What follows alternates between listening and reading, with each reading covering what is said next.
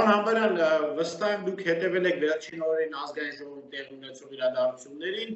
եւ լսել եք իշխանության մեկնաբանությունը, տեսել եք ընդհանրապես ինչ է կատարվել, վստահ եմ տեսանյութ եք տեսել, իշխանությունները կտրականապես հետքում են Անդրանիկ Քոչարյանի բերանով, որ ծեծ է եղել, որ Մարուկյանի նկատմամբ բռնություն են գործադրել, իսկ այսօր նույն Սասուն Միքայելյանը ազգային ժողովում ելույթ ունեցավ եւ պահանջեց, որպեսզի Էդմոն Մարուկյանը ներողություն խնդրի իրենից, իր ծնողից, չգիտեմ ինչ որ հայրանքի մասին է խոսում, որը թե որտեղ է տեղի ունեցել այն փաստեր չկան, ասելով, որ հակառակ դեպքում քեզ լավ բան չի ստում, միայն նույն ժամանակ հիշատակելով, որ ինքը պատերազմ անցած մարդ է։ Այս ոճը կարող ենք ենթադրել, Սասուն Միքայելյանը հիշեցնում է իր պատերազմ անցած լինելու մասին, կարող ենք ենթադրել, որ դա կարող է լինել սպանության փորձի տեսքով, որովհետև ի վերջո մենք տեսանք, որ Էդմոն Մարուկյանի ծեծել են, հայել են, այսինքն չի մնացել որևէ բան, որ չեն արել, ից սպասել է սակայն։ Ուրեմն ես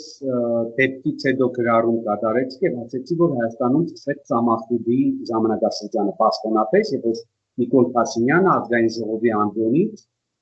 բարի իմաստով բոլորին ուրեմն սխալ բան, բոլորին անխտի, այդ թվում այդ իր կողմնակիցներին, ովքեր մինչ իր ելույթ ունենալը Սասուն Միքայելյանի քննադատող հայտարարություններով եւ գրառումներով հանդես եկավ։ Սա ինչ է նշանակում, Հայաստանում գործում է զորբայության, լկտիության եւ ուրեմն պարտադրողական քաղաքականություն, որը մեզ պարտադրում է Հայաստանի Հանրապետության վարչապետ Նիկոլ Փաշինյանը։ Այն որ անուն Անդրանիկ Քոչարյանը երեք խոսում է իր պրիմիտիվ դատողություններով եւ բացահայտ կեղծիքների միջոցով հերքել այն ինչ որ տեղի է ունեցել ազգային ժողովում, դա ոչ թե իր ծրագիրն է, այլ գործող իշխանությունների իդեմ Նիկոլ Փաշինյանի։ Ամեն մարդ պետք ունի իր դերակատարությունը։ Նույն Անդրանիկ Քոչարյանը, եթե այդ շիշը չվերցներ Սասուն Միքայելյանի ձեռքի տակից եւ հետո չասեր, որ ինքը շիշը վերցրել է ջուր խմելու համար, բայց դեռ բոլորս էլ տեսանք, որ ինքը ջուր խմելու որևիցե նպատակ չուներ։ Ինքը շատ լավ տեսավ։ Պարոն Համբարյան, հարցում անեմ։ Դուք նաև տեսեք, որ երեք ազատության եթերում Անդրանիկ Քոչարյանը ըստ էության ասաց, որ շիշը վերցրել է, որպեսզի այն չնետվի Էդմոն Մարուկյանի ուղղությամբ, այսինքն հերքեց Ես դա էի ուզում ասել, որ այս իշխանությունների ներկայացրի գործունեությունը այնքան պրիմիտիվ է, որ մեկ օր անց իրենք հերքում են այն, ինչ որ ասել է։ Այն, որ ինչ որ ասել են, բացի դրանից, լավ, որ դարում ենք ապրում, լավ, մենք չտեսանք ով հրահրել, ով էր մեղավորը, ինչ է նշանակում քստմնելի սադրանք։ Այդտեղ կոնկրետ Բաբկեն Թունյանի ելույթին եւ վիրավորանքներին պատասխան Էդմոն Մարուկյանը իդեպ պետք է նշել, որ ես ոչ Մարուկյանի կողմնակիցն եմ, ոչ էլ ԼՀԿ-ական եմ անկերպված։ Բայց մենք պետք է օբյեկտիվ վերցնենք։ Անձը մարդը խոսում էր ուրեմն Բաբկեն Թունյանի հետ։ Այստեղ կոնկրետ մենք շատ լավ նաև լսեցինք, թե ինչ արտահայտությունների իրեն թույլ տալիս նույն ուրեմն Սասուն Միքայելյանը, Խոպար, կծխեմ, հետագայում ասեց վիզիտ կտրեմ, ինձ համար բացարձակ նորություն չէ նույն Սասուն Միքայելյանի ուրեմն բառապաշարը, որովհետև այսօրվա իր ասածը, ինչ որ ինքը բացահայտ ահաբեկում է ուրեմն Էդմոն Մարուկյանին, այտալով, որ կամ ինքը պետք է ներողություն խնդրի, կամ ինքը տեսնի, կամ պատասխան կստանա, իսկ ինքն էլ թող չմոռանա, որ իր դեմ նախկին ազատամարտիկ է կանգնած, դա բացահայտ ահաբեկում է եւ սպառնալիք է եւ պետք է նշեմ, որ այս ինչ որ ինքը այսօր ասեց, այն օրվա շարունակությունն է, այդ ծխելու,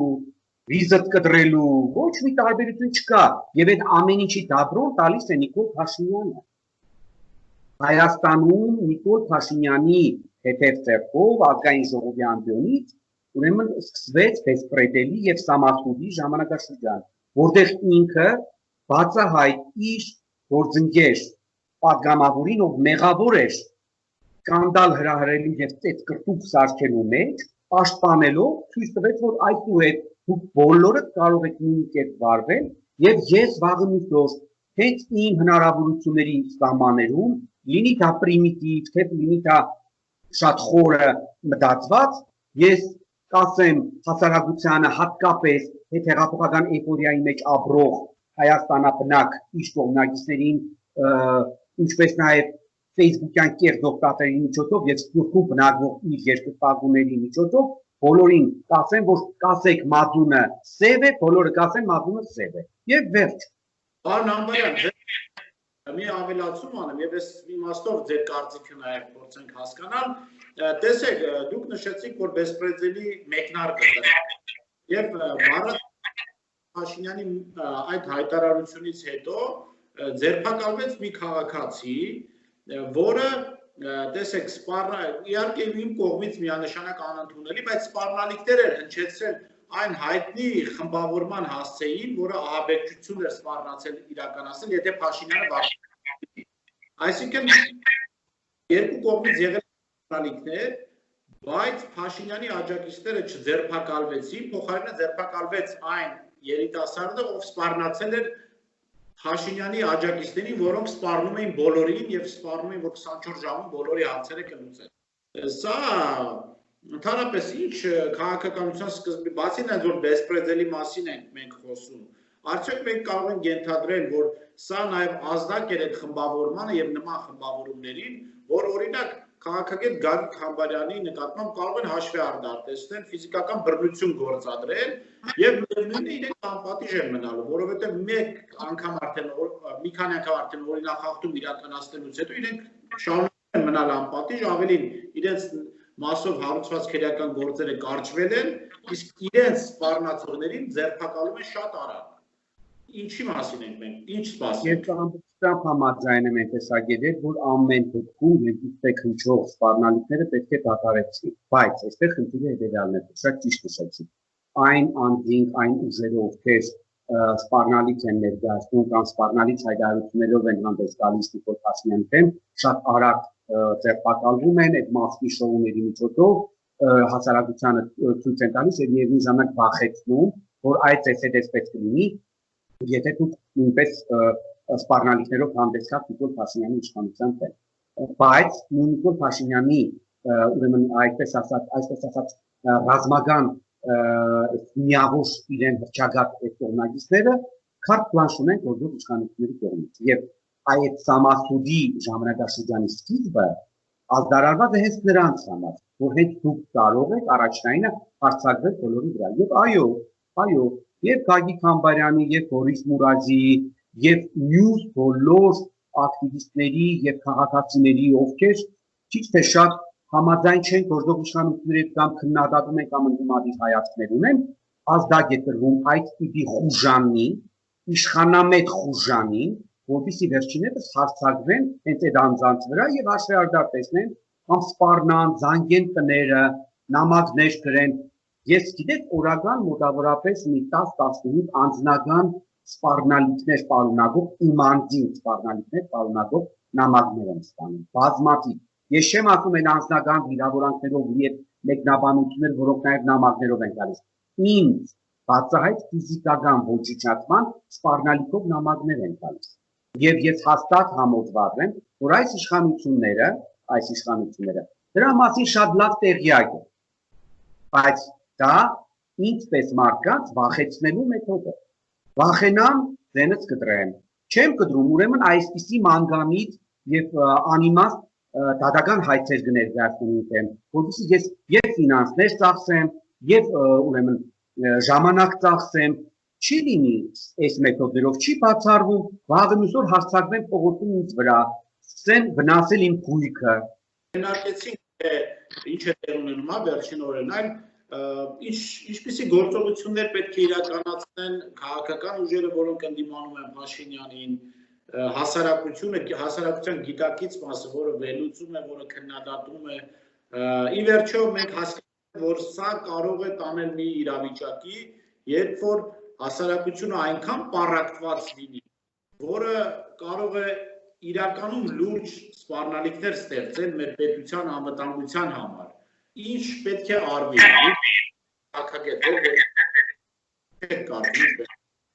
Հասարակությամբ առարկված լինելը ամբողջությամբ ձեռնտու գործող իշխանություններին, ովքեր առաջնորդում են բաժանի գործիքի սկզբունքը։ Բացի այդ, եթե ուշադիր լսեցիք պարոն Փաշինյանի վերջերս ազգային ժողովում ունեցած ելույթը կապված Արցախյան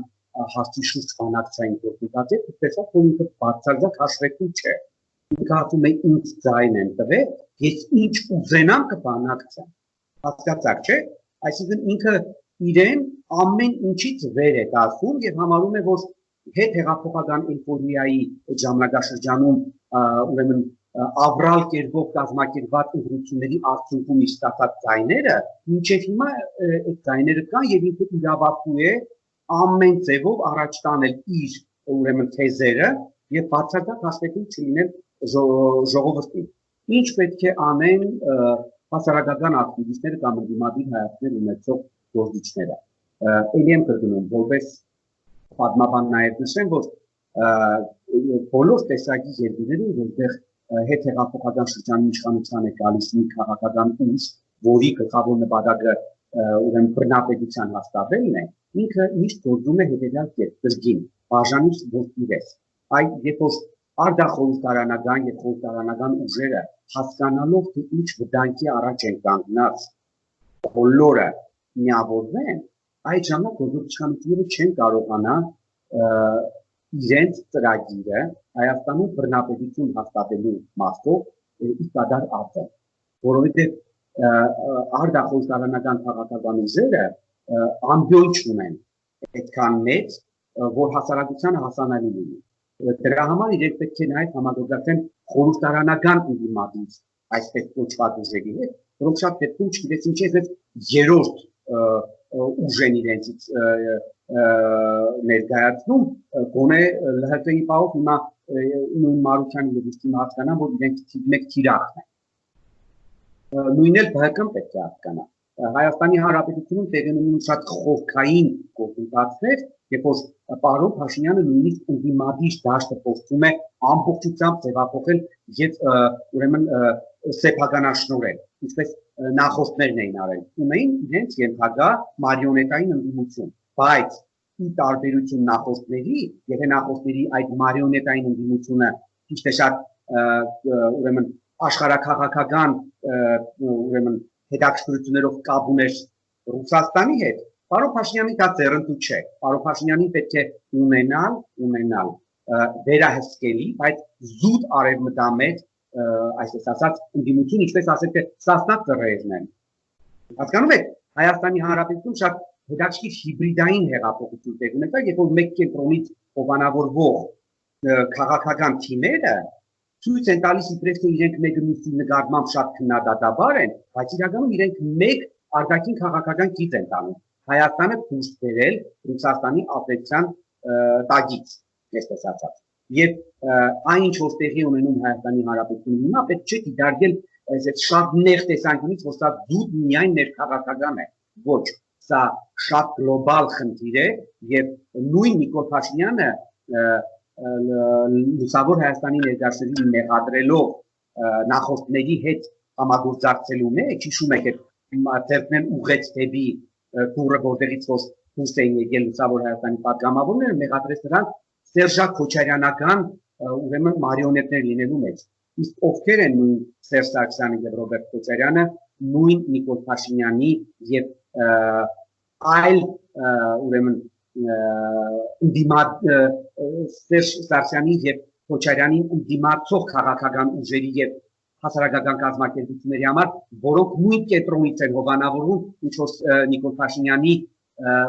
իշխանության մի ստվար զանգված։ Ռուսամետ քաղաքական ուժեր են։ Այստեղ ավելի շատ գլոբալ այդ խնդիրն է գնում։ Եվ բոլորը պետք է հասկանան, որ իրենք Նիկոլ Փաշինյանի կողքին տեղ չունեն, հաշվի առնելով նաև այն, թե ինչ տեմպերով են ընթանում Արցախյան բանակցությունները։ Այստեղ ոչ թե կոնկրետ զուտ ներքաղաքական իմաստով մենք պետք է անդրադառնանք, այլ նաև արտաքին քաղաքական եւ արտախորհրդարանական եւ խորհրդարանական իրենց ընդդիմադիր հռչակած ուժերը ուրեմն ազատությունների պահով մարդկանց ազատ արտահայտվելու, ազատ տեղաշարժվելու, մտքի ազատ արտահայտելու, ազատ մամուլի գոյության վերաբերյալ պետք է միավորվեն եւ ցույց տան, որպեսզի Նիկոլ Փաշինյանը հասնի իր ուզածին։ Իսկ հետ վերադառնալով իմ դեմ հարուցված պատական հայցի իմ դեմ ուղղված, պետք է նշեմ, որ այ ովքի ազատության, մարդու ազատ արտահայտվելու ուրեմն խնդիրներ ստեղծել այդ ազատությունների դեմ, հենց այսպիսի հայցերով են անում, թե իշխանության ներկայացուցիչը ինքը մեկ աներսակն է, աներորդին է եւ ինքը 90%-ով համոզված է, որ իր հայցը պետք է բավարարի։ Տեսնենք ինչի ստացվի։ Շնորհակալ եմ, պարոն Համբարյան, ժամանակ կամակ։ Ես էլ եմ շնորհակալ։